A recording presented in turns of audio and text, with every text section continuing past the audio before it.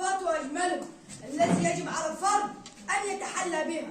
فالصدقة تعمل على لين القلب وتشعر صاحبها بكل من يحيط به. فالصدقة تزيد الرزق وتزيد المال بركة. وهل الصدقة أنواع؟ نعم، هناك صدقة بالمال وصدقة بالقول وصدقة بالفعل.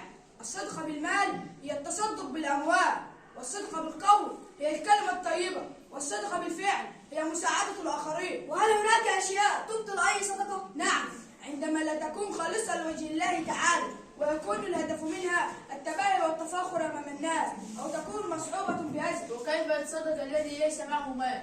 يساعد المحتاج بكلمة طيبة ويبتسم في وجه أخيه، يحكم بالعدل بين المتخاصمين، ودعوة الناس لعبادة الله، والسعي إلى الصلاة، وإماطة الأذى عن الطريق. وما أهمية هذه الصدقة للمجتمع؟ تقضي على الفقر وتوحد طبقات المجتمع، وتخلق مجتمعا سليما خاليا من العيوب كالسرقات، وتزيد الألفة والمحبة والمودة بين أبناء المجتمع، وتنزع حقدا من قلوب الفقراء. وذلك في قوله تعالى: مثل الذين ينفقون أموالهم في سبيل الله كمثل حبة أنبتت 7 سنابل في كل سنبلة 100 حبة والله يضاعف لمن يشاء والله واسع عليم. شكرا لك أيتها الصفة الحميدة. سوف نتحلى بكم ونداوم على التصدق بالمال والقول والفعل. انفق لا يخير